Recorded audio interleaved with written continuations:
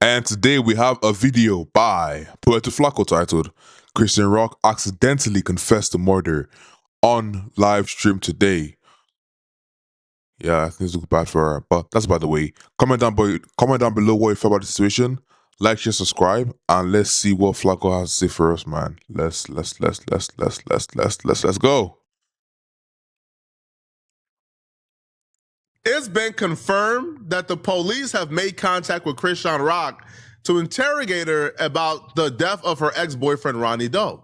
Now, if you guys is not tapped in, you haven't watched my previous videos where I discussed this, let me update you. Chrisean Rock had this ex-boyfriend named Ronnie. Ronnie believed he was the father of Chrisean Rock's child, who she claims Blueface is the father of. Because of this, Ronnie was on the internet consistently asking Chrisean Rock to give him a DNA test because that was his child. Chrisean Rock admitted that her and Ronnie was intimate around the same time her and Blueface was intimate because she went back to Ronnie when Blueface and her had issues.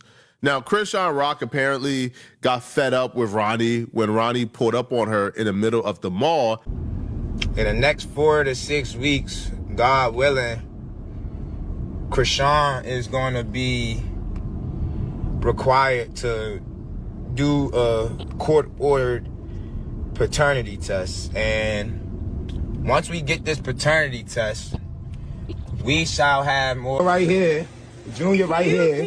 Weird as you weird as shit. You weird as shit.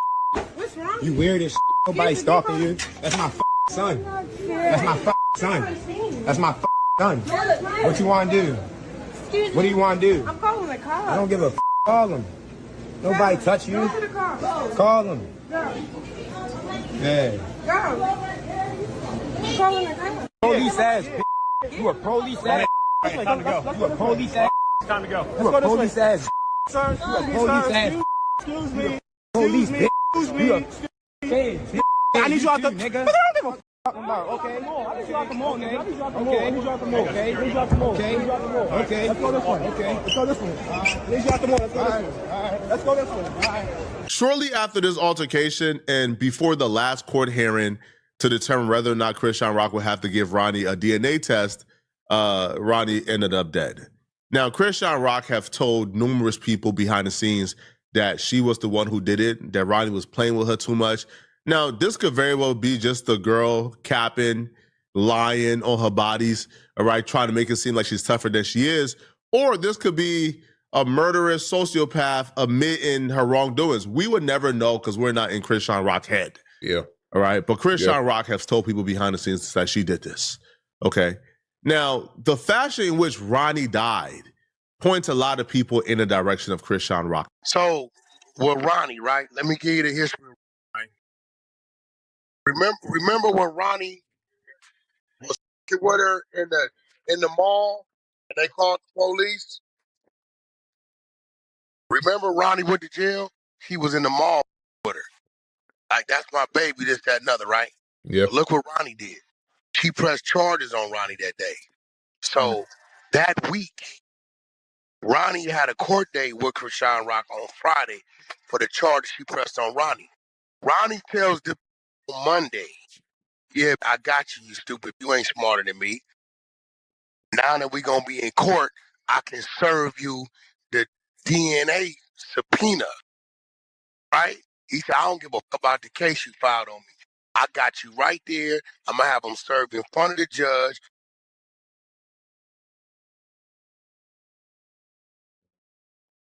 Lands Wednesday morning. This court date is supposed to be Friday that she got on Ronnie. Wednesday night, Ronnie dead in his driveway. Wow. So did Blueface get a test? She won't give it to us. We didn't try to listen.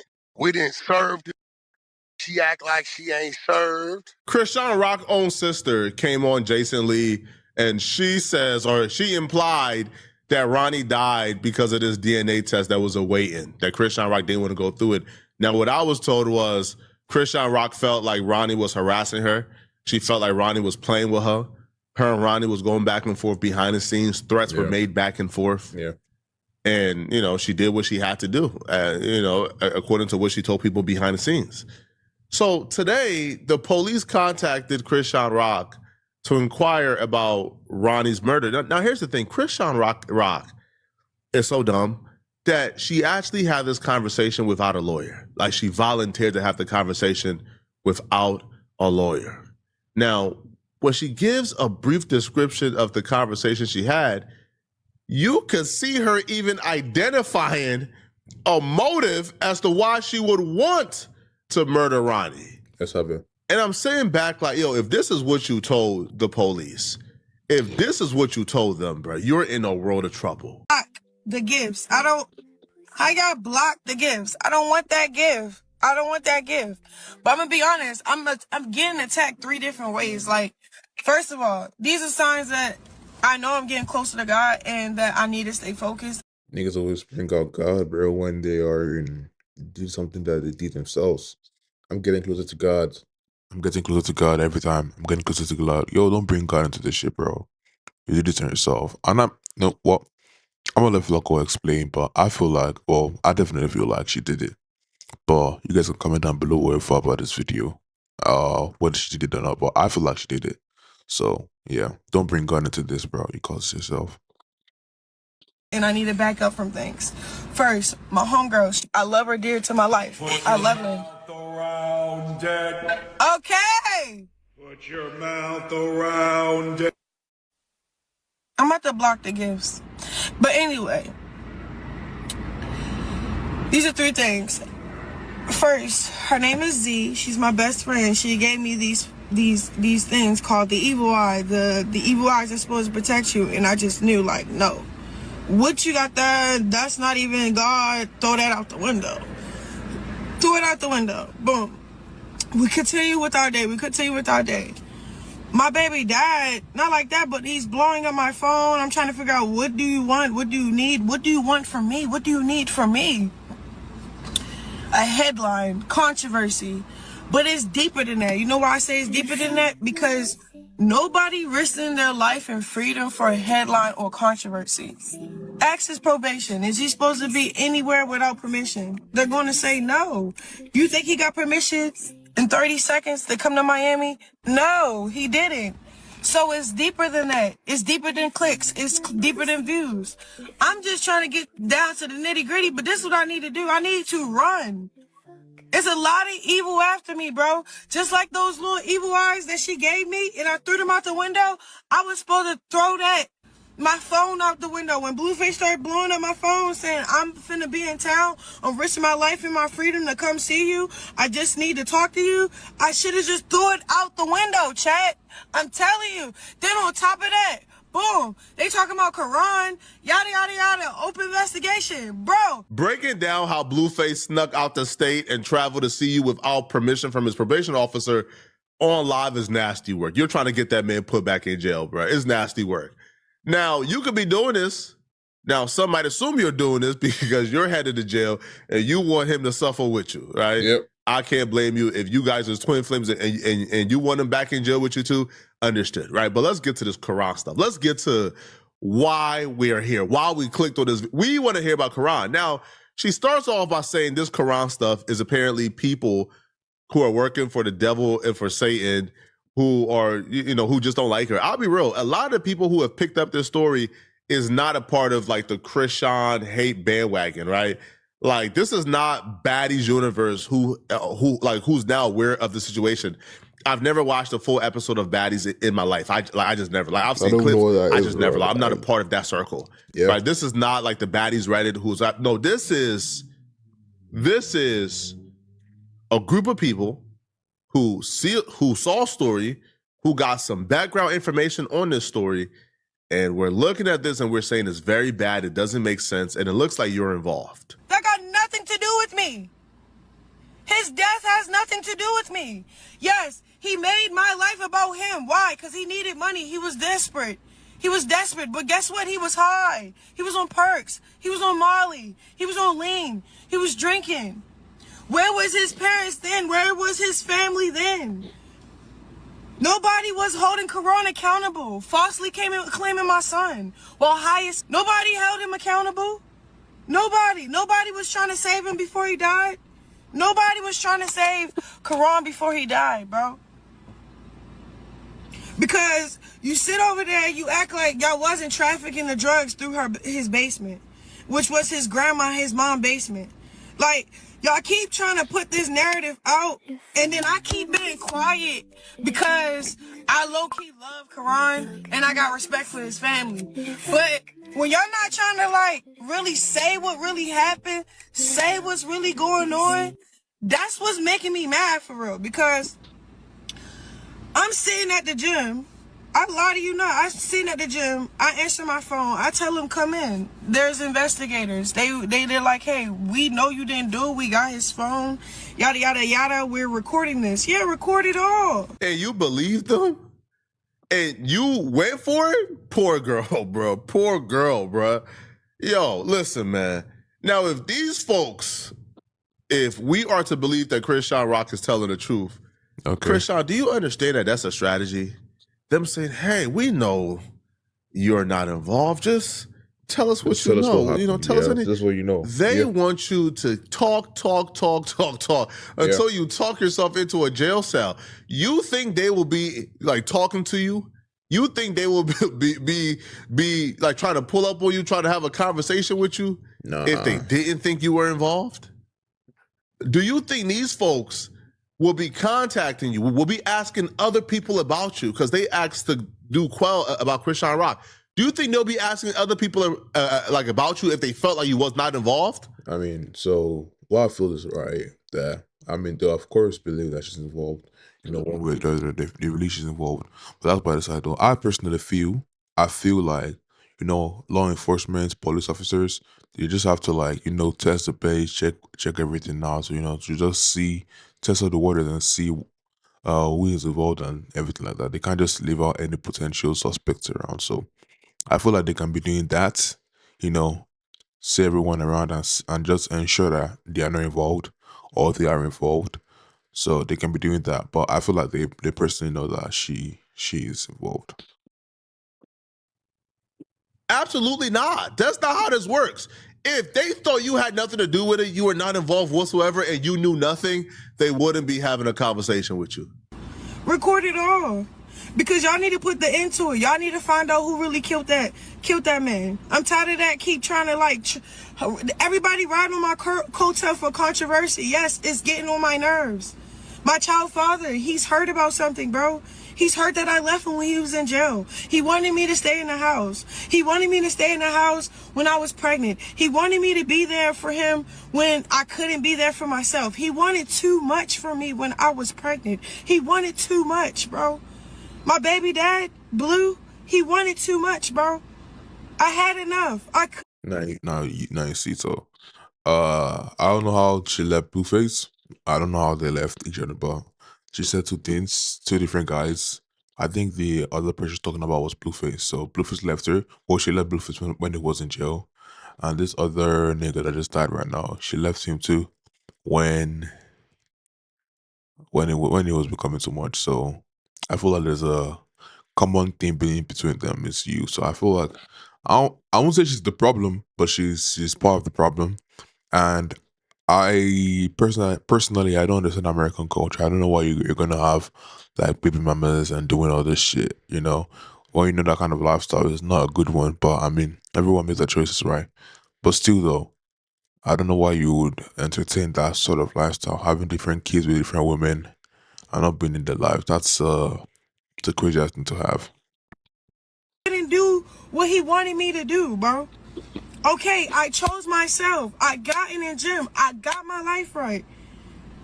My son, he's going to be walking. He's going to be talking at his own pace. Then all these trolls keep talking about Karan. He's dead. He is dead, bro. Y'all never asked me not one time how did I feel about it? Did it hurt me? Did it move me? At that point, I already stopped loving him. Not like that. When he died, I had no feelings in my body because it was like that person was trying to kill me before he left.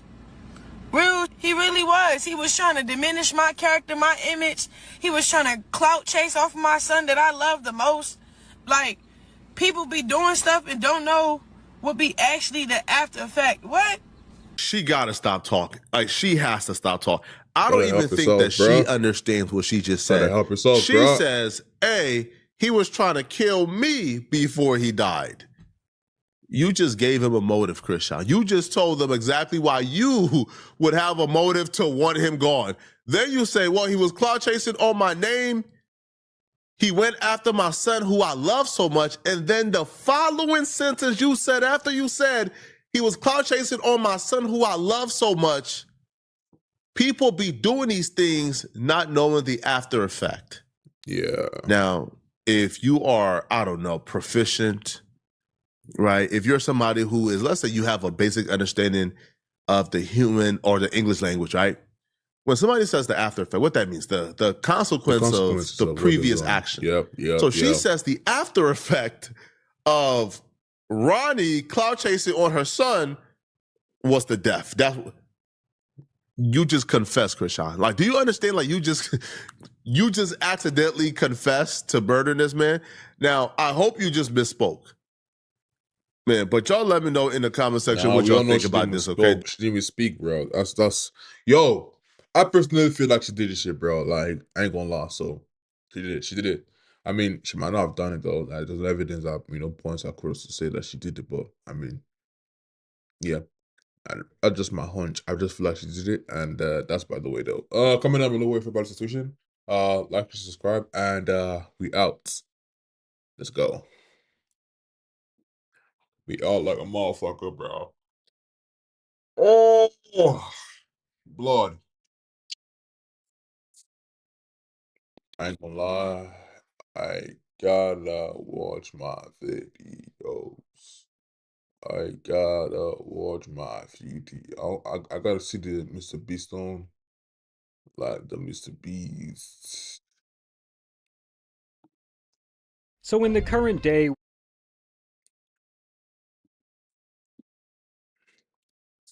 Yo, I feel a bit hyped in this video, bro. I ain't gonna lie. I ain't gonna lie. I feel a bit hyped in this video, but I mean, yeah, actually, man, let's go. And today we've got a video by Jamari. How do you say that? Jamari, titled "The Satisfying Death of Mr. Beast Burger."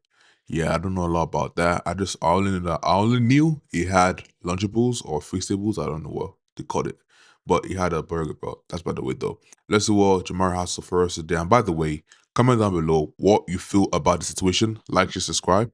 Heavy on the subscribe because that helps out us creators. Creators. Well, soon to be creators, aspiring creators, but that's by the way though. Love you all. Let's see what we have today. Let's go.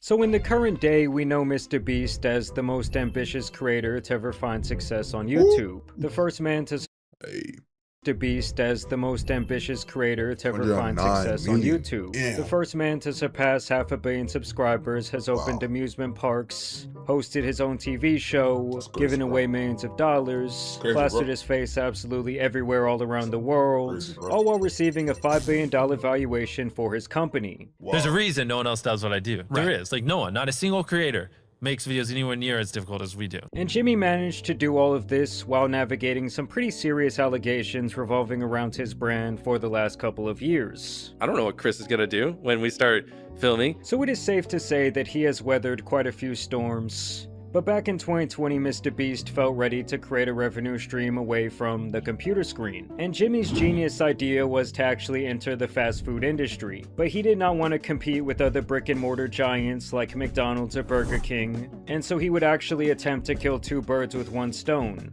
launching his fast food venture, Mr. Beast Burger, as a ghost kitchen. No, because that one seemed like a bit of a gamble for me. Like if someone's like, hey, do you want to do virtual kitchens? I'd probably land on no. And I'm sure some of you have come across these if you use DoorDash or Uber Eats, where you've seen a restaurant that you have never heard of offering simple fast food. Yeah, so basically, right, these restaurants are silence kitchens, They're restaurants that have, like, I'll give you an example now. McDonald's is a, renowned restaurant, right?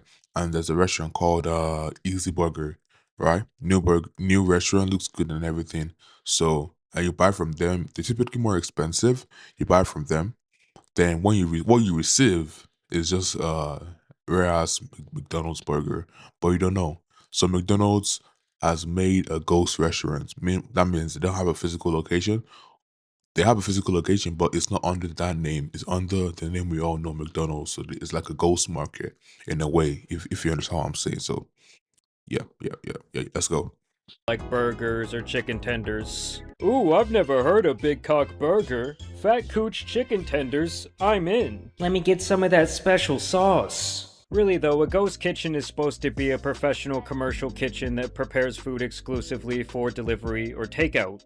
Obviously, this takes away massive overhead costs like dining areas, employees, and of course the actual brick and mortar locations. And I say that he tried to kill two birds with one stone because this all happened during the pandemic when a lot of restaurants were essentially unable to make money due to fear of going outside and new legal restrictions. And so Mr. Beast wanted to pair up with these various restaurants using his Mr. Beast brand and likeness to essentially rake in profits and in turn help keep these independent businesses, local bars, and struggling chains to keep their head above water. Let's say you own a mom and pop restaurant. You literally just sign up, go through the course, you learn how to make all the stuff on a menu, and you just order our ingredients and our packaging, and then you just flick it on Uber Eats, DoorDash, Grubhub, and you can start taking orders, and we let you keep a majority of the revenue. I want to be a modern restaurant that just on everyone somehow. I don't know how. I don't care. I don't care if it makes money. Just I want the best experience possible. If Five Guys can be successful, like why can't Beast Burger? You know what I mean? And the deal was fairly simple.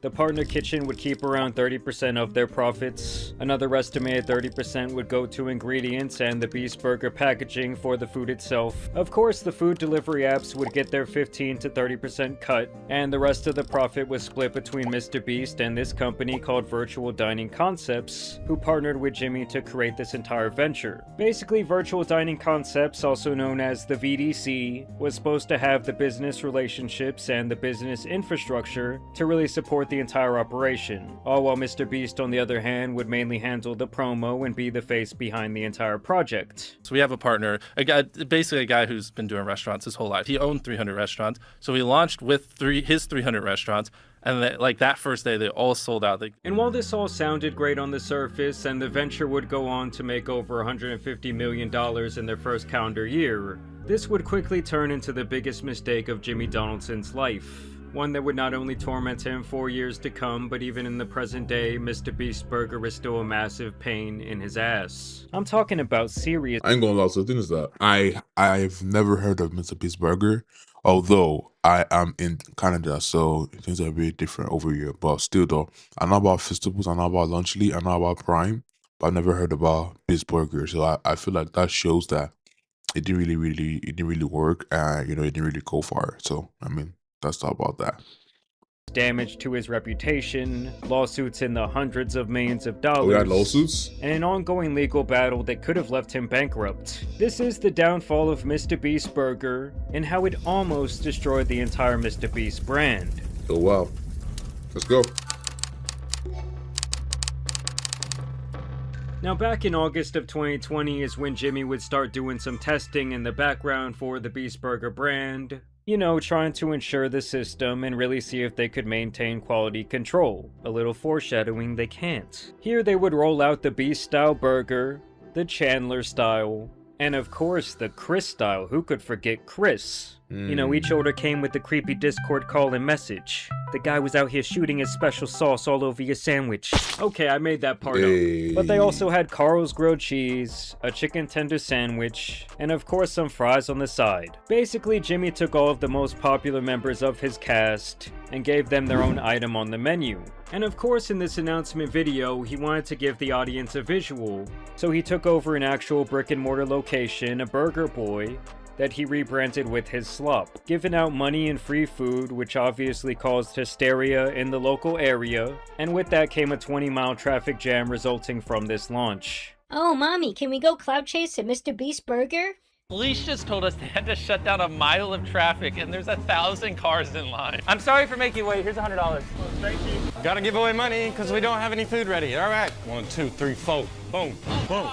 home. Got no food, sorry. Bruh. And so Jimmy would post his video announcing Beast Burger, while simultaneously launching 300 virtual kitchens all across the country that very same night. First of all, where's Mr. Beast Burger? How many of them do you have? So right now we don't have any physical. We have 1,600 virtual restaurants. Oh, so you order it online and then they deliver it? And despite hitting #1 on the App Store, the Mr. Beast Burger app would completely crash due to the sheer demand all around the country. And honestly, this app was a big part of Jimmy's master plan. You know, by collecting his fans' emails, their phone numbers, and their physical locations, Jimmy was really attempting to harvest first-party data. When people download our app, like that's where you get all the data. You can send out notifications every day around dinner time, recurring sales like that. If you do a virtual kitchen, virtual restaurant, like having your own app is pretty OP. But then the sheer weight of his own hype really broke the system, and obviously with the app going down, kids were closing it, and they would in turn use Uber Eats or DoorDash instead to get their grimy hands on the meal. Oh Chris, I need your burger. Either way though, right off the bat, Beast Burger was viewed as a massive commercial success, with a nice philanthropic angle for Mr. Beast to work with, which at the time was basically his brand's entire identity. How much money have you given away at the window? A lot. How much food have we given away? A lot. I'm going broke! But through his partnership with virtual dining concepts, I ain't gonna lie, so I mean, I like the fact that he's giving away money and everything, but I don't know if you're are on the same wavelength as I am, but I personally feel like it just feels a bit fake. It feels fake. I don't know how to explain it. It just feels fake. I don't know if you guys understand what I'm saying. I don't know how to explain it, but it just feels fake. Yeah, it feels fake. I don't know how to explain it. It just feels fake. So, I mean, if you can explain it, comment down below why it feels fake, but it just feels fake to me, man. they made a few massive mistakes. I'm not gonna lie, I thought owning a restaurant would be easier. It's actually kind of hard. With the main one being their recruiting and vetting process for who could exactly join their program and represent the likes of Beast Burger. Because with all of these people hurting for money at the time, you had this long line of businesses trying to get their cut, and they were accepting almost anyone who had a quote-unquote commercial kitchen. I just picked up lunch from Flanagan's, but my bag doesn't say Flanagan's on it at all. A new ghost kitchen operating here, bringing in much-needed business. You wouldn't have imagined it a year or so ago that you'd be using your kitchen for someone else's food. Ben Stoneman, the owner, says he had no idea what he was getting into. All of a sudden we were getting 200 orders a day. But the regulations on what classifies as a commercial kitchen cast a very wide net, meaning you could order food from Beast Burger, and it could be made at a high-end restaurant, or it could be lazily thrown together in the back of a sketchy gas station or dive bar. Obviously meaning there was zero consistency outside of the Mr. Beast branding. You didn't know if you were gonna open up, this gourmet Gordon Ramsay style burger, or something that looked like it was made in the back alley by a fucking rat. So basically a few customers got lucky, they got some great food, while many others started posting pictures and videos online of completely raw burgers. Maybe a missing item, or something that was severely burnt. A couple of people even found hair in their food, and obviously all of this discourse turned into a digital tidal wave, very similar to when mold was found in his Lunchly product, and it would become a viral talking point for creators on every platform. Wait, guys, I don't really know anything about burger. Are you sure this is raw, boys? I feel like this burger is raw. As long as we have competitive prices and the food tastes phenomenal, which I think it does. I just don't see why it won't work. Absolutely, absolutely. I don't even think the burger's cooked all the way. I'm not even joking. Are you serious? Yeah, it's pink in the inside. Yeah, I mushy see it. Pink. Yeah, I see that too. This is wild. Look how small that patty is. He's basically running a franchise. Right. You need to, as the brand, regulate the quality of stuff that comes out of there. I'm not going to put it on the ghost kitchen, you know what I mean? And this really had to make Jimmy's blood boil, because the guy is absolutely obsessed with the small details of his business, all the back-end analytics. But because of this partnership deal that he stupidly signed, he was at the mercy of virtual dining concepts, and in turn totally out of control of the fate of this new entity that he had plastered and advertised his name all over. Still, the brand sold over 1 million burgers in just 90 days, netting over $8 million in revenue on that single item alone. And then by month 6, they had doubled the amount of locations to 600 across America and Canada, meaning almost anywhere you may live within the US, you could in theory experience a Beast Burger. You could be tasting that boy Chris. Alright, well Chris is gonna fill you up, that's funny. But even then, while it appeared Mr. Beast and his crew were driving this badass high-speed car, in reality, the wheels were falling off the entire time that axle was fucking breaking. Let's talk about it. Beast Burger is crushing it. Dude. It's doing better than I ever imagined. How many kitchens you got? We're over 1,000, and we're breaking ground on our first physical one. And so for the next 2 years, they would continue the Beast Burger operation, and by the end of 2022, they would actually open a brick-and-mortar location at the American Dream Mall in New Jersey. And the day they launched this, they actually broke the record for the most burgers sold in a single day by a single restaurant. We're at 5x the world record tomorrow. Is that not crazy? What's the world record? It was like 2,000 burgers in a single day by a restaurant. Who did it? I don't know, but we're aiming for 10,000, and I've never ran a restaurant before. And I have to do 5 times better than anyone in the world's ever done on my first day. It's a Mr. Beast statue. We're gonna gift it to Big Jimmy. We waited 2 days, we camped outside, and we slept in our car, and now we're over here, waiting.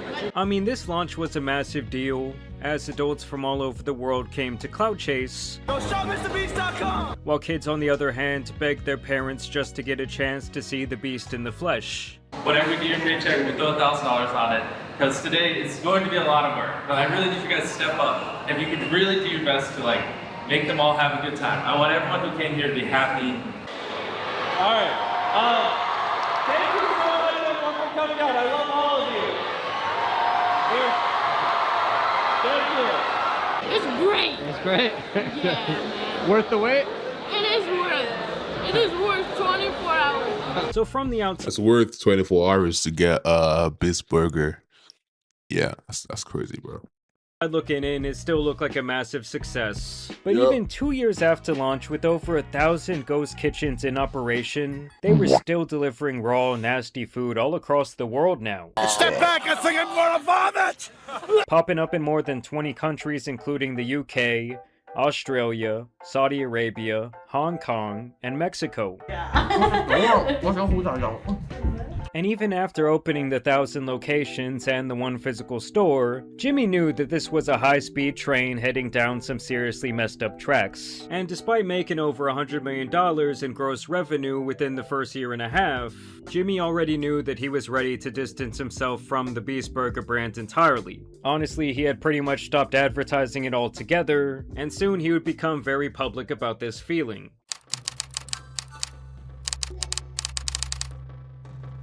I didn't really plan on running a restaurant chain, but here I am trying to have someone build this company for me and just do it myself. Because it's scary. Like, I spent my whole life studying YouTube videos of virality, not business building, but fuck it. So years after signing the deal, Mr. Beast was incredibly unhappy with the execution. I really think that the main issue was that he tried to scale this restaurant business the exact same way he did his YouTube channel, and it simply did not work. Just literally what I did on YouTube, I want to do at the restaurant. Like, it makes money, it's profitable, and I'm just like, yeah, just keep it. Like, grow. Like, don't give me the money. You know, the pandemic had long passed, and he was making a very thin margin on this entire operation because he was given such a big cut to the ghost kitchens, and obviously the business partnership with Virtual Dining Concepts. How long have these been sitting around? Hold on 1 second. Because if they say these are bad, it's not my fault. No, we got some real Beast Burgers. Yeah. Okay, this is it. The version they ordered is the one with no sauce. Well, you don't need to throw it like that. 1 out of 10.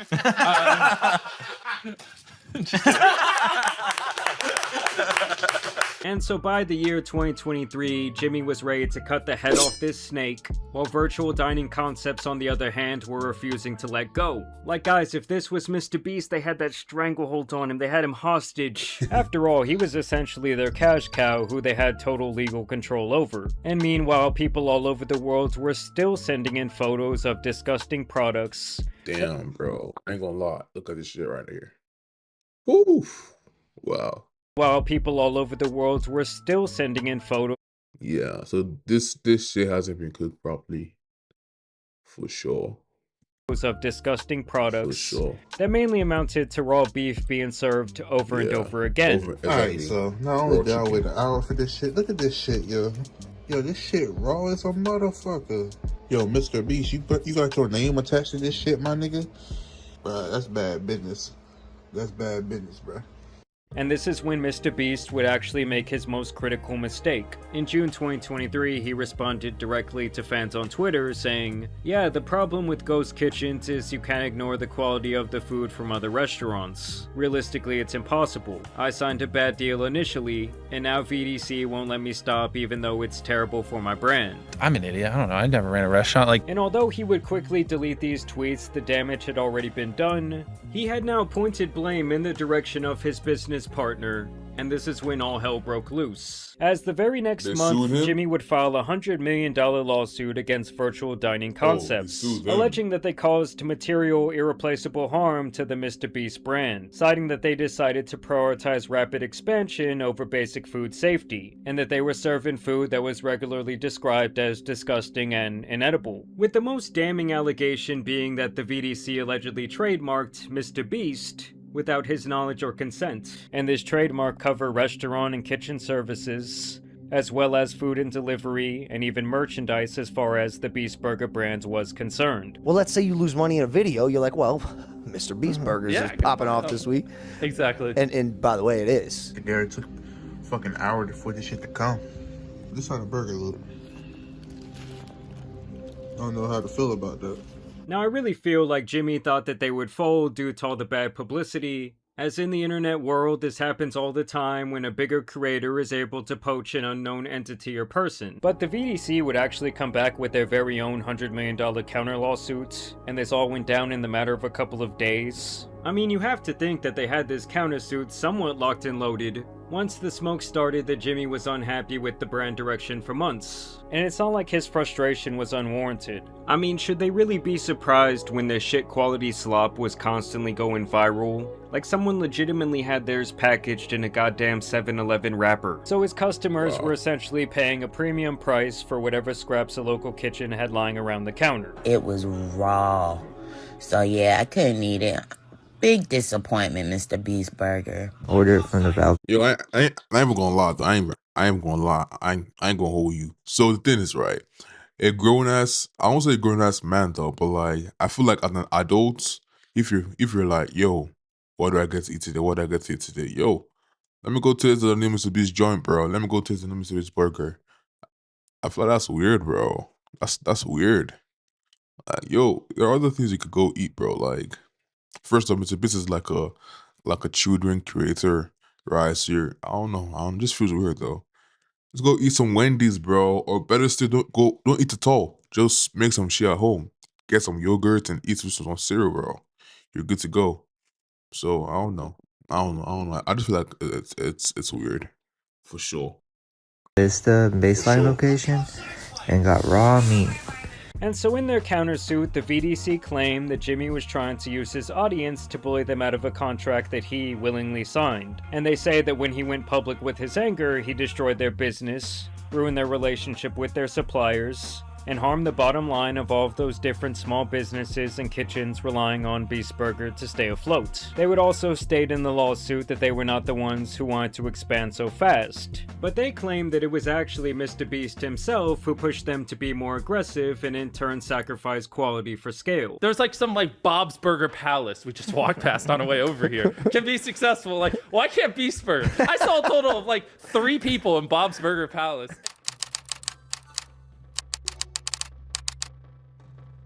And so now it has been around 3 years since the legal battle started, and largely around the world and especially in America, the ghost kitchen trend has completely died. To put it very simply, the margins were simply never there, as apps like DoorDash and Grubhub charge massive fees to deliver food. And when you combine that with the employees, the cost of the food, and the kitchen, most people attempting to operate these ghost kitchens were losing all types of money. I mean, the food business in general can be absolutely brutal with very small profit margins, and largely almost every major company doing the ghost kitchen model went bankrupt. And ultimately, they were kind of just a fad and really a side effect of the pandemic that's obviously been over for half a decade now.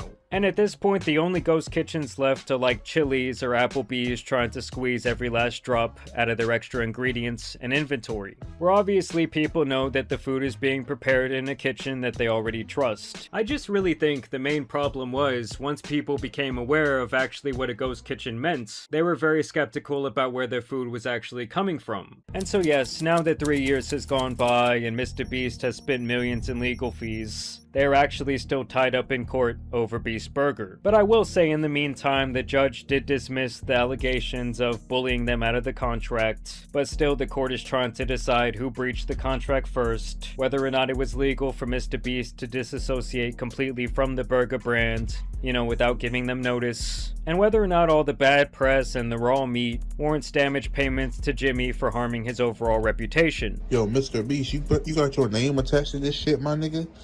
And the other major thing that they're still fighting over is the rights to his trademark in regards to the way I explained earlier. That is why the VDC can still keep the brick and mortar location open until it is ruled by the judge that they can never use his name again. I mean, honestly, this entire thing is still kind of in the pregame, and quite frankly, it is not close to being settled. But yes, ultimately Jimmy wanted to build a fast food empire, but in the end the guy pretty much created a massive amount of bad press and legal drama for himself in the process. But ironically, because of all of this drama, is really the reason why he created his most successful brand, Feastables, where obviously he controls and owns 100% of the product and the direction it goes, from the ingredients to the supply chains and who they choose to work with. Didn't that, in some sense, also open your mind to something like Feastables? Feastables is something I've always wanted to do. We spent probably over 2.5 years before we even launched, just like building the right team, figuring things out, and making sure it was actually ran the way I wanted.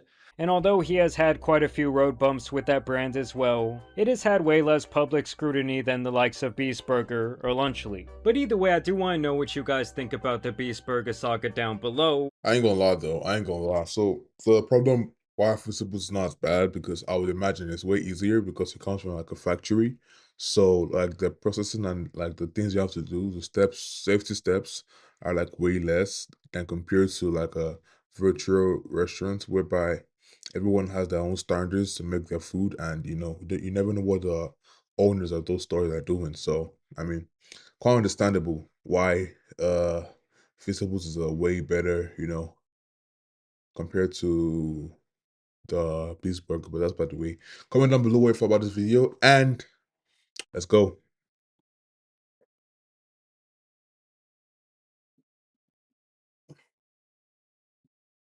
I ain't gonna lie. I ain't gonna lie.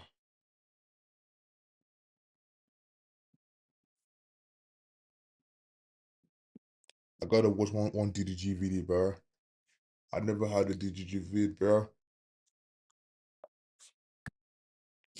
Gotta do a DDG video, bro. Go to DDG joints, bro.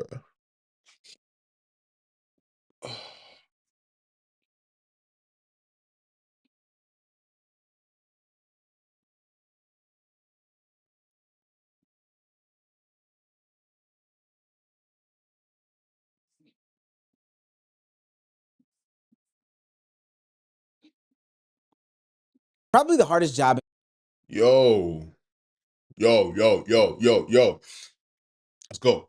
And today we've got a video about Omizi titled "Why DDG Can't Keep a Cameraman." So I know he has been through like a series of cameramen. I don't know their names, but I think he has two good cameramen, and the last one was a bad one.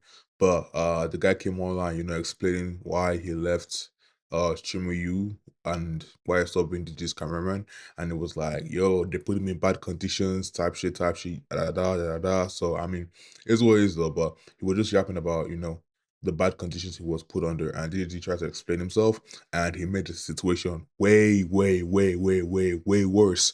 But that's by the way. Let's see what Omizi has for us today. And by the way, like, share, subscribe, comment down below what you feel about the situation, and let's have a go at it. Probably the hardest job in content creation is not being an editor. It's not being a thumbnail person. Hell, it's I ain't gonna lie, editing is really hard, bro. Like it's an act on its own, bro. I ain't gonna lie. Maybe not even being the person that is on camera as the talent. It's the person holding the camera. My experience being a camera operators are like at the bottom. They treat us like at the bottom. Everything is our fault. Hear from a lot of other camera operators that I was talking to. They also cramped up. Body was giving out due to dehydration. That was DDG's last cameraman, and his complaints about being a camera person in the industry sparked major conversations about conditions, about treatment, and most importantly, about pay. Niggas will indirectly try to diss working for me. Like, that shit be blowing me, bro. Like, you don't know how much cameraman's paid. Tell them how much you was paid at this point, bro. Like, I don't give a fuck. Let me put this in your brain. No cameraman will ever make as much money as the nigga they're filming. But after... And that's a fact. That's a fact. That is a fact, right? No cameraman will ever make as much as the creator. That's a fact. So, just let you all know. Running through a third cameraman in just 2 years, DDG finds himself back on the chase. And his new streaming endeavor of finding a new cameraman has sparked a plethora of conversations. Now, we know that cameramen used to just be behind scenes, but now in 2026, they are being a part of the stream. They are speaking, they are appearing in clips, they are doing all of these different things. That's why DDG losing another cameraman is now public drama instead of another employee losing their job. And now the timeline is questioning why DDG keeps having these same problems. Why does he keep running through these cameramen? Is there an ethical dilemma that's going on? But before we answer those questions, we've got to break down what happened to his previous cameraman and why he can't keep one. If you're new to this and you haven't already, please hit that subscribe button. It's gonna put the camera. Now, back into the video. Streaming University has to be one of the most stressful events in the world of streaming and content creation. Not just because there's so many high caliber streamers and content creators packed into one place and space, and you as a content creator and streamer want to make sure that you're doing a great job, but because there's somebody that's being a cameraman following these streamers and content creators, and they are being put through the ringer. Look at this, bro. This is what gets sent in the group chat. There's 10 pictures. That's Rocket, that's Santos, that's Drew, that's Max, cameraman Luca, that's Santos. Yeah, I ain't gonna lie, that's kind of brutal right there. That's insane to me. Now, the pictures and videos may mean one thing, but DDG's cameraman, or should I say ex-cameraman, really broke open the issues that plague cameraman and people that work for content creators during his time at Streamer University helping DDG out. If you're gonna be a full-time camera operator for a talent, especially of that caliber, be prepared to treat it like the mafia. Nothing comes before the talent. Your family, your mental, physical health, errands, what you have to do at the house. You'll get a phone call at 1:30 that they need you at 3 o'clock or 4 o'clock, and you are obligated to, fulfill that. I suggest you have a strong program that goes well with physical, having a strong relationship with God or whoever you believe with spiritually. This job can really take a toll on you, especially when you're in the middle of the limelight unintentionally. The haters and the trolls and the harassment can really get to your head, seriously. Now, I'm trying to keep it. I ain't gonna lie. So basically, my take on this is, right, when you were getting the job, I know you were told that, like, yo, damn, I'm gonna be my feet, like, 10 hours a day, we're going to Streamer University, we have to make clips and everything, right? So you have to be on point, right? You feel me? We have to be on point, you feel me? So, he's just hiring you, he's telling you all this stuff, and you're probably thinking, yeah, it's not gonna be that bad, type shit. I'll get some rest in here, like this, like da-da-da, but like, things happen. And then you go to Streamer University and you see that, yo, I'm holding this motherfucking camera for like about, 10 hours a day, bro. Like, my hands are shaking. I ain't see my bro back there, is a bit on the heavier side, so you feel me? So he's having you feel me? So I feel like, because the cameras are damn heavy, you have to carry like a, the 30K backpack.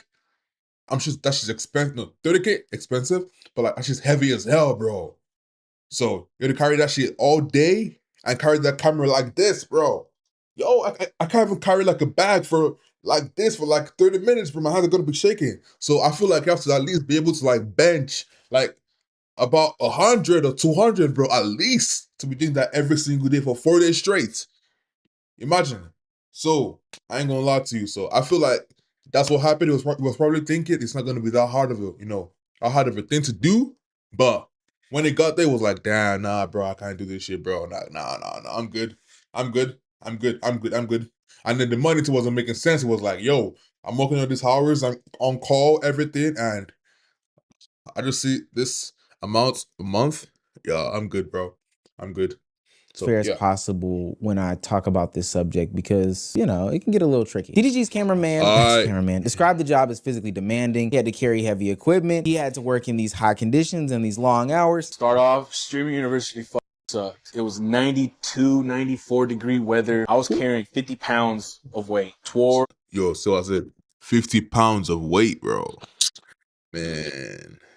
Towards the 10-hour mark, I was dehydrated. That's crazy, bro. My body started giving up on me. And he even alluded to the fact that what he was getting paid was not worth what the job was being asked to do. Now, while I do agree and disagree with some of the things that he was ultimately saying, I wanted to hear DDG's response to this whole situation because I think that, hey, maybe if we had the creator's POV, it might make the whole situation, you know, a null and void conversation. This is what I tell every nigga that work for me. If you're tired, I'm 20 times more tired. I can't leave the camera. You hold it. You can zone out. As long as you get the angles, I don't give a fuck if you texting on your phone or not. I don't give a fuck what you doing. As long as you getting the angles, nigga, you could be fucking your girl, nigga. As long as you get the angles, nigga, it's cool. I'm not tripping. What you do is an easy job. Let's break this down.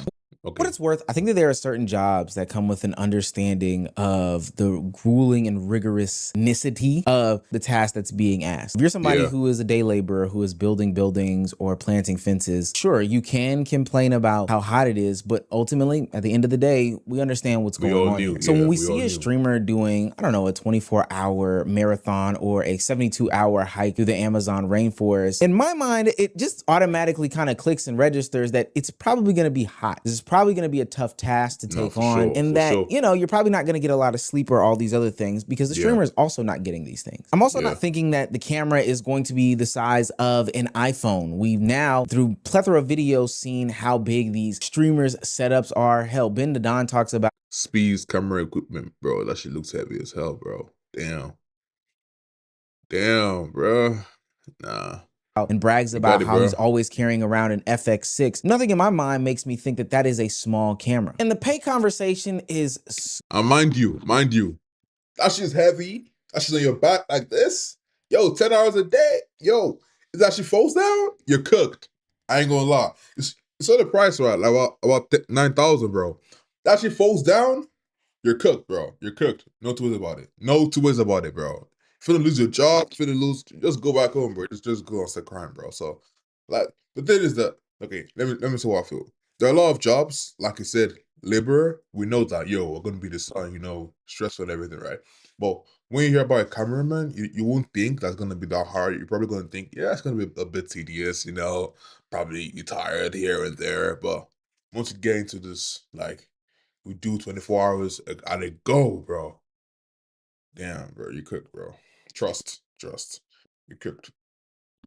Super duper iffy. I can't really explain how somebody should be getting paid for this type of work. I would love for everybody to get a livable wage, but I also don't think that a streamer can delve out tens and 20s of thousands of dollars for a cameraman. Now, there is one thing that DDG said, and I might have to find it. It may or may not make this video, about how you get paid in exposure in the time that you have with a content creator or streamer. Yeah, to me, that's 1000% BS. I can't pay my bills in exposure, and I damn sure can't pay my rent in the times that I had with a streamer or content creator. And for what it's worth, 9 times out of 10, that doesn't really lead to anything tangible. Somebody would probably say you could roll that into some sort of career as an entertainer, but ultimately you spend most of your time working for said content creator. And content creators do have some sort of stipulations in their working agreement that says that you probably can't create content, but I digress. And so they had a disagreement. The guy stopped working for DDG, and DDG immediately began searching for a replacement. But instead of just, you know, submitting some sort of job opening request on Indeed or LinkedIn or asking his friend, he decided that he was going to start a contest. He did a 24-hour boot camp in order to find a new cameraman, which would ultimately be his like 4th in 2 years. The tryouts are entertaining, but they also quickly show how DDG has returned to the same position that he's been in for the past damn near 3 years at this point. He's once again searching for somebody who can film him, travel with him, and become a part part of the content as a whole. And the question isn't if DDG is going to find another cameraman. It's truly an opportunity of a lifetime. The question is whether he can build a working relationship that's going to last. Now, before DDG finds him a new cameraman, we need to look at the previous ones, because while there have been some other content creators who have had issues with their employee, DDG continuously has these fallouts. And the latest one makes more sense when you understand what happened to his previous cameramen, Ed and Johnny. The narrative of DDG not paying his people is absolutely incorrect. I've been using the same people for a long time. My cameraman, I just started streaming in 2025, guys. How many cameramen do y'all think I had? It's only been Johnny and Ed. And everybody assumed, oh, DDG can't keep a cameraman. Nigga, it's only been 2025, bro. I haven't been in the game that long to even know where to go and find folks. You feel me? Yeah, you've only been working with 2 people, but they've been kind of in and out and in and out. Just like a toxic relationship, DDG and his former 2 cameramen have been on and off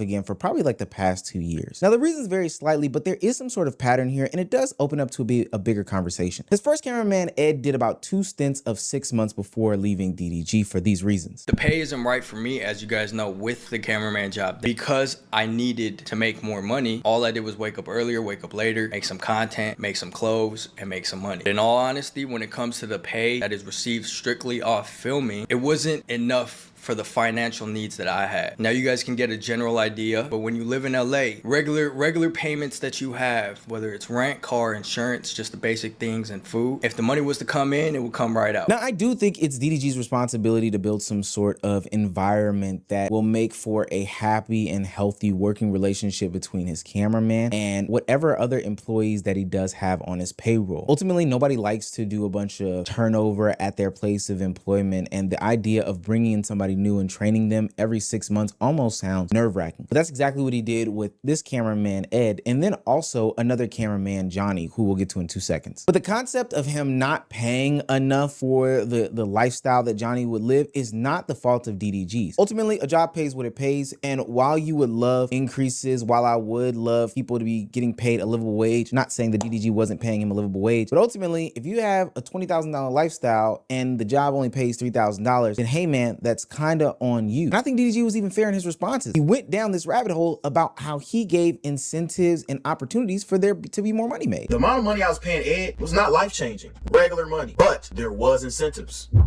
It's been times where I've told, hey bro, let's do Snapchat, let's do this, let's do boom. Me and Ed, and this is, it's not happening no more. Me and Ed had a clothing line coming out. Just because I ain't paying a nigga crazy to hold a camera, it does not mean that I'm trying to like keep a nigga under. I always try to find ways to help a motherfucker make more money, but while you're making more money, I want to make money as well. So I like to create businesses and different ventures and give people other opportunities to make money in other places, not just holding a camera on stream. Now, there's understandable, but you have to, at least pay a living wage, at least.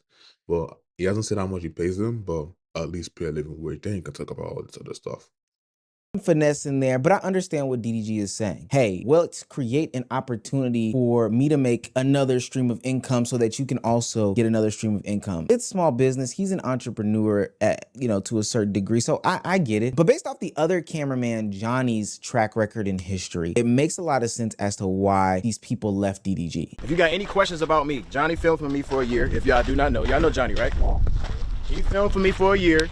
We had a great run, and he wanted to be like 1, 8, 10, 11, and 2. Become a streamer. So then me and Johnny fell out. Luckily, 1 in 1 million. This is 1 in 1 million out of all cameramen to become a millionaire after becoming a streamer. My bad for putting your money out there. Johnny, aka Yearn Boy, BKA DDG's first cameraman, would leave DDG after becoming a part of his content to go on and become a successful streamer, if you ask me. Damn, bro. How many hours stream, bro? 21. Bad. Followers per hour, 30 followers per hour. Streams games. Damn. Active days, 6 out of 7. I ain't getting it bread high though. Ain't getting bread. Hey, yo. Subscribe to the channel, bro. Subscribe to the channel, bro. We gotta get up there, bro. Like, please, for real though. I ain't gonna lie. Let's go. He streams to about 2,300 people. But this is where the pattern starts to get involved. DDG hires a cameraman. The cameraman becomes a part of the content. They start building their own audience. People start to develop a relationship with the cameraman on camera, but behind the scenes, problems are developing. The relationship ultimately ends up publicly, and then DDG goes on his path to finding a whole nother cameraman. And so then we get into the bigger problem of it all. DDG is talking about and bolstering the fact that, yo, working around him brings exposure, it brings connections, it brings these different opportunities, and those benefits are real, but ultimately down the line, it's gonna become more and more and more enticing for somebody to then take what they've built in lieu of the money and turn this into a career and become creators themselves. The job ultimately gives these people the tools to eventually leave the job. And so even though every cameraman leaves for different reasons, the same position keeps ending in the same exact way. And now people are naturally starting to question the system around it. And this matters because cameramen aren't just invisible employees, they're part of the content now. It makes sense because we had it in the same band. Okay, so let's try to improve our game. Is my crack showing while I'm eating food? How is that possible? I don't know. I'm pretty sure is showing now. No, not with the camera. Just you. Bro! In 2026, streaming is no longer this one-man army of a job. You can no longer film, edit, record, hold the backpack and the camera, script out the content, find the locations, all these things. You now need editors. You now need camera people. You now need thumbnail people, producers, moving. And we all know that building content with more people helps make for a better content environment. So now these cameramen are becoming a part of storylines. They're becoming people who hold people accountable, who streamers and content creators are praising, who are being taken seriously in this space, not just because they help get the videos and clips out to the public, but because they are also a part of making the content better. This also means that audiences are becoming more and more attached to them. A long-term cameraman is going to learn the creator's personality, their filming style, their daily schedule, what their good side is, what their bad side is, their friends, their family, when to speak during the stream, when not to speak during the stream, what moments are worth capturing, and so much more. But more importantly, what the audience finds to be entertaining. That level of knowledge cannot be replaced instantaneously. And this is why stability is so important. When a creator keeps the same team, you're not just seeing growth in the creator, you're also seeing growth in the whole production and shebang-a-bang in and of itself. And that's largely due to them being around and just learning for a long time. And this is what DDG is losing every time he has to get rid of a cameraman in this game. He has to rebuild chemistry. This has to be a person that needs to learn his new style. An audience must become familiar with this new person. Old relationships and inside jokes become dead. New ones have to be built. Another disagreement will ultimately become some sort of public drama. And then future applicants may have a bunch of different questions and not understanding the lengths that this person must take in order to get to doing this job properly. And this is why I look so closely at DDG's tryouts of these new cameramen. As somebody who's worked behind the scenes in content creation for a long time since the early AMP days, I understand the complexities of bringing somebody in, hiring somebody new, getting them acclimated to the system. DDG's tryouts are proving that there is no shortage in people that are willing to film. Hell, everybody thinks that they can pick up a camera and just hold it. But the dramatic hiring process does not mean any guarantees of chemistry, trust, or loyalty. The real challenge begins when the tryouts end. Hell, even today, hiring new people is such a daunting and arduous task. Sometimes you even want to put up with the nonsense of a current employee just so that you can get to the next day. DDG's latest losing of a cameraman started as this big public disagreement, but once we look at Ed, Johnny, and the people who came after them, it becomes a much bigger problem and a much bigger conversation. And while every person may have a different reason as to why they left, some started new careers, some became tired of the job, some may not have agreed with DDG about the pay or the expectations, ultimately the result is the same. DDG loses someone who became part of the content, and it starts over and over and over again with another search for another replacement. And while the cameraman tryouts may help him find the most talented application, talent isn't the only problem. It's the chemistry, it's the trust, it's the loyalty. Hell, it's how to keep them in the long run. Now, I'm not saying that I have the answer for this. I'm not saying that this video is the end all be all. I think that this is an extremely, and I do mean extremely, tough job. Cameramen, and for what it's worth, behind the scenes people kind of have to have no lives. Their lives are circling around the content creator. But that doesn't mean that it can't be rewarding, and that doesn't mean that it's not super important for a creator to establish this relationship. Good luck to you, my brother. Wouldn't want to be in your shoes. My cameraman is a tripod. Probably the hardest. That's the shout out to my boy with music, bro. But that's by the way. Do comment down below what you feel about this video, and let's go. Let go, let go, let go, let go, let go, let go, let's go. I ain't gonna lie, so. Current day, we know Mr. Beast as the most ambitious.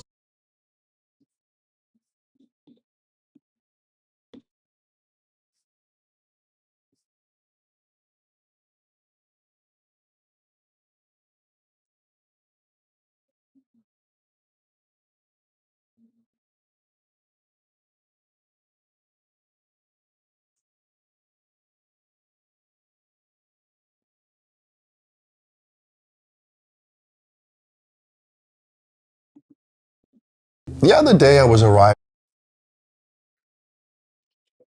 And today we have a video by Noel Dizel titled "The Steroid Crisis Destroying Teens." So as you can see, I'm a bit on the big side. I don't know if you can see, but you know, I'm a bit on the big side. I'm trying to work out, but I mean, it's what it is. That's by the way, though. So steroids are not good. Even in small quantities are not good. I mean, they are good if you know you can get like a doctor to tell you what you need, prescribe you the amounts. But I personally feel like you can achieve there's some levels of physique you can achieve naturally, but if you want to live a healthy lifestyle, you can achieve a good physique by just working out. I'm talking to you. I am actually working now, and it's actually helping, but I haven't gotten to my my desired weight yet. But that's by the way, though. So steroids are not good. Don't take steroids. This video is not a promotion to take steroids or anything like that. Let's dive right into this video, and comment down below what you thought about this video. Like, share, subscribe. Heavy on the subscribe part because we are below 50 subs right now, so that's a bit painful. Let's go. Let's see what we have today, man. Let's see. The other day I was arriving home from getting groceries, and there was this kid riding his bicycle. And whilst I was getting my groceries out, he was making conversation, talking about my videos, and the whole interaction was very wholesome. And then he said to me, "Can I ask you one more question?" And I said, "Yeah, sure." And he asked me, "What peptides should I take?" Now I wish I was making this up, but a 13-year-old boy driving his bicycle through the neighborhood asked me, what research chemicals should I inject in my body? Now, it is absolutely crazy for me how we got to this point. But today I want to talk about this a little bit more, and more so about kids taking steroids. There's no hiding that kids are taking steroids, and pretty extreme compounds. They're lifting more than grown men, and they look 10 years older than what they should. But these kids do not understand or acknowledge that what they're doing affects the rest of their life. These same kids also desire the money and success that having a physique like this on social media brings. And they see that if I take steroids and become a freak, I'll be set for life. Some of you may have heard of Gabriel Gangley, a 22-year-old bodybuilder from Brazil that recently passed away. And his cause of death was hypertrophic cardiomyopathy, which means that his heart was abnormally thick. And now it doesn't take a rocket scientist to understand what's going on here, but it's truly sad. And my fear is that in coming years, we're going to see even more cases like this. Now, why are these kids doing this except for social media clout? Well, number one, steroids and research chemicals are so fucking available. Any teenager can go on social media, and within a few minutes, they'll see an influencer who they look up to posting their peptide source. And they can easily order these research chemicals and have it delivered to their house. And number two, society has conditioned people of this age to look for things of instant gratification. Now this deserves a separate video because Gen Z has grown up in a world where they don't require patience or effort. And it's not their fault either because all they're shown are these kids making hundreds of thousands of dollars a month. And they're given these platforms where going out to meet a girlfriend in person has been replaced. And as much as they want, they can swipe left or swipe right. Their intimacy has been replaced with a $10 a month subscription. These sources of instant gratification have molded their brains to go to the extremes because it's so much easier. Doctor, thank you much for joining us. I ain't gonna put this doctor here talks and says what he has to say, but society, social media has really, really, really, really affected us the way we think, the way we, think about everything. Like I said, dating apps, I don't feel like that's a waste of money. I feel like it's always good to meet people in person and figure out things from there. That's one. Two, social media, it really it makes you have a false sense of reality about a lot of things actually, because people on social media, they don't post their lives, they post what they want their lives to be. Saying when people wake up in the morning and they do all this wake up with me, get ready with me videos, there's somebody recording them as they wake up. But mind you, they already woke up. They're probably gonna do the makeup.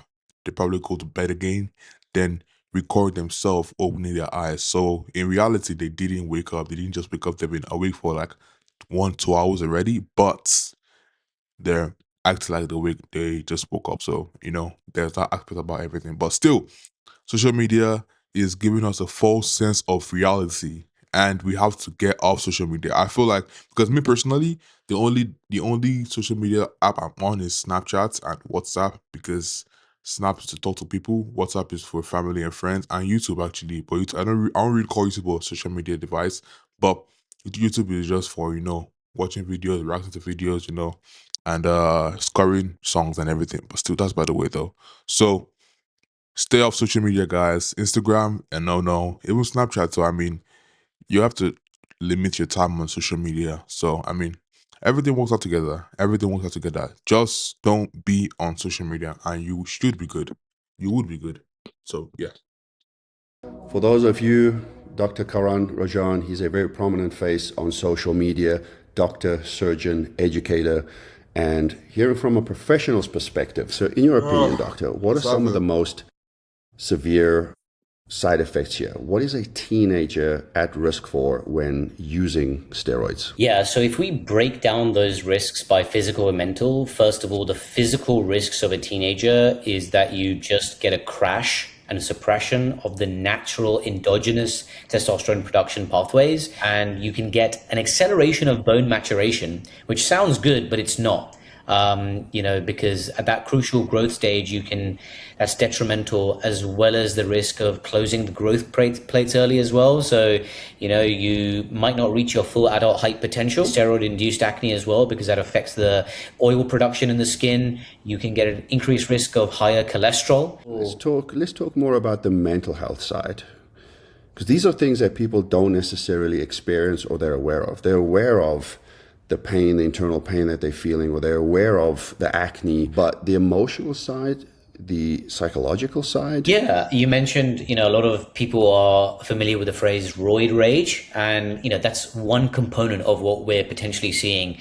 During use, you get, irritability, impulsivity, anxiety, aggression, insomnia, all of those things, alongside unusually elevated confidence, which could lead to some risk-taking behavior, prolonged period of low mood, exhaustion, loss of libido and sexual drive, poor concentration, and ultimately depression as well.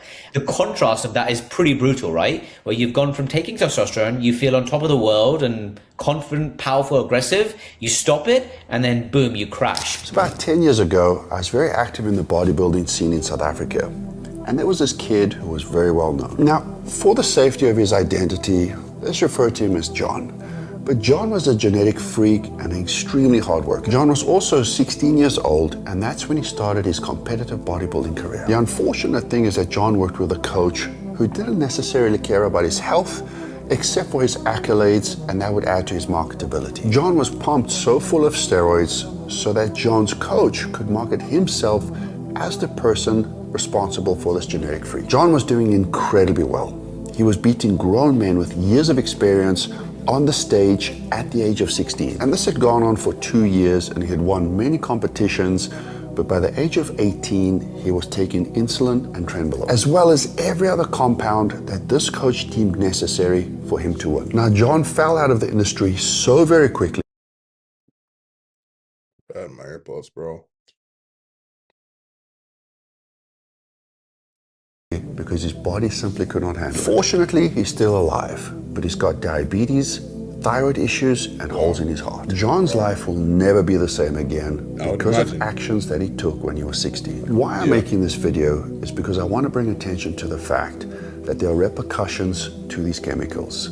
When we're young, we feel invincible. We feel like we can abuse our body because the future is so far away. And it's especially dangerous when you're young because your body is still developing and finding its footing. And that's why youngsters see these repercussions so much more than older guys, because their bodies are so much more receptive. I think it's a very unfortunate situation that we find ourselves in because the world rewards instant gratification. Instant gratification is what sells nowadays. And true hard work and effort is just not desirable. Yeah, shout out to my boy. That's actually a good ass video. Good ass vid. Everything he said is true. We all know it's true. Very, very true. Steroids is very bad. Don't take steroids. I mean, everything when taking too much is bad though, but steroids particularly, trend is for what was the word now? Trend is for, I think I heard Coach Greg talk about it. It's for cows. I think it's for cows. Steroid for cows, yeah. So imagine taking what is meant for cows into your body as a human. It's crazy. So there's that about that. But that's by the way. Do not take steroids. Uh and keep yourself safe, guys. Let's see what else we have today, man.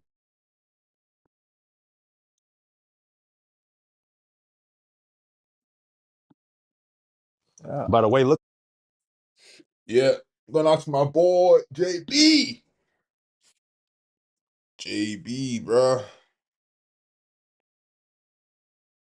JB, bruh.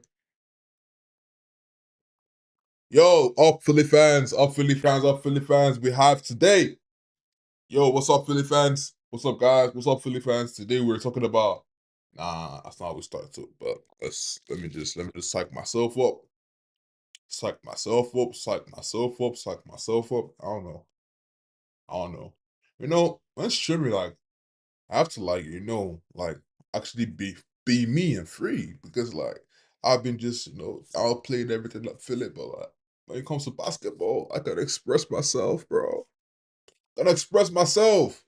Yo, yo, welcome back to the channel. Today we have a video by Chaz NBA titled Jenny Brown says he can't wait to learn from LeBron James in Philadelphia. Yeah, an amazing situation we have right now because I'm a Laker fan. Well, I'm a LeBron fan. And he went to Lakers. I'm also a Laker fan. He's gone from Lakers. No longer a Laker fan because, I'm a LeBron fan. That's by the way. JB has been getting a lot of bashing his name, too smart, and we saw what JT said about him too when he went for that kids camp. When he went for the kids camp, but that's by the way. I feel like there's a bit of passive aggression. You feel me between these two superstars, but for sure, once this next season starts, we know for a fact that the Phillies are gonna beat the Celtics, bro. There's no way about it. There's no two ways about it. Hands down, Phillies beating Celtics, bro. That's by the way. Let's see what GB has to say first today. And subscribe to the channel, please. We're trying to get up there in subscribers. So please subscribe to the channel. And let's go. It just came in the mail. Yo. Look what just came in. Shout out to the Monsters fans finna be angry. Shout out to the equipment manager that got me right. Shut up. Shut up, my bro. boy DB. Hold on. One second. Hold on, bro. Hold on, bro. Hold on, man. Have that shit up, bro. This thing on chat. Yeah. Oh, damn, that shit. Should be tight. Man, they got me. That should be tight. I ain't gonna lie. But I'm in the weight room, chat. They got me in here looking like Braun. Damn. Hold on, man. What we doing? Philly, what we doing? The black joint? I ain't gonna lie, this joint. They gave you an extra medium. Fire, they bro. Did, though. Shit fire. Go hear that thing. Look at that, boy. Hey, man, y'all fire him up. Stop gassing him. This jersey too small. I ain't gonna lie, this jersey fire. The black joint, I ain't gonna lie. Like, even when we used to play against the Sixers, when they used to wear these joints, I'm like, yo, this joint is tough. And then I was sick. AI had this joint before me. I'm like, how the OG get it? I seen that. How you get that? I'm like, how OG get the jersey? I just got traded yesterday. OG already wearing the jersey at Fanatics. But shout out to AI. Shout out to the OG. Super excited for this upcoming season. Yo, we got Bron. And like, what an opportunity that is. Like, obviously, everybody's gonna say whatever they want to say, and it's gonna be a bunch of media this whole entire season. But like, for me, like, what an opportunity is to learn. Like, one of my favorite things to do is to learn, despite what people may say, despite what people may feel about it. My favorite thing to do is to learn. Yeah. I love learning. So like, to have the opportunity to learn, one from one of the, if not the greatest player of all time, I get an opportunity to, like, on the court, off the court, learn and gather experiences that can accumulate to my own knowledge base. But then it's also other guys you get an opportunity to learn from Embiid, Maxey, Edgecombe, and even like vets like KCP, etc. Anthony. So it's a fun time. Yeah, shout out to Ant. It's my dog right Yeah, there. my dog. So Ant, yeah, he was with Boston for a little bit, and I got nothing but respect for Ant. And when he was there, he added to winning. He played defense. Like he did exactly what the team needed to do. So definitely excited about that. Definitely excited about KCP. Obviously, I think it's still some moves being made. Ran into Mike Gansey. Met him for the first time. He was at Donovan's wedding. Donovan's wedding was crazy. But man, let me just take a second for a minute. You gonna wear that the whole stream? I ain't gonna lie, bro. I'm gonna wear it the whole stream. I ain't gonna lie. It's like this is the first ever jersey in the NBA besides the Boston jersey that I've even put on. Just now. Just right now here on chat, I just realized this is my first time ever in 10 years I've been playing NBA wearing another jersey for another team. And it honestly feels weird. You know what I mean? You look weird. But it looked fire.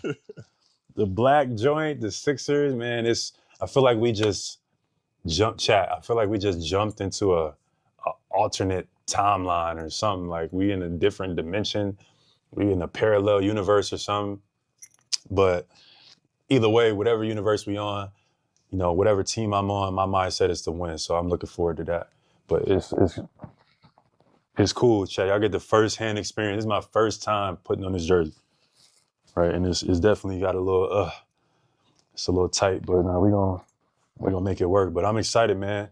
Like LeBron, he just signed, obviously, and the most incredible thing about LeBron signing to Philadelphia is like I read in where I've seen some clips and I also read online is that how it boosted the economy. Yeah. That shit crazy. Like the economy boosted 400%. Like that shit crazy. Just from, he ain't even got there yet. And it's already boosted. So you talk about influence, you talk about power, you talk about game changers. You know what I mean? How do we not I'm telling you, bro. Reference that? Don't stick with You know, how the opportunities and resources just increased by you touching down.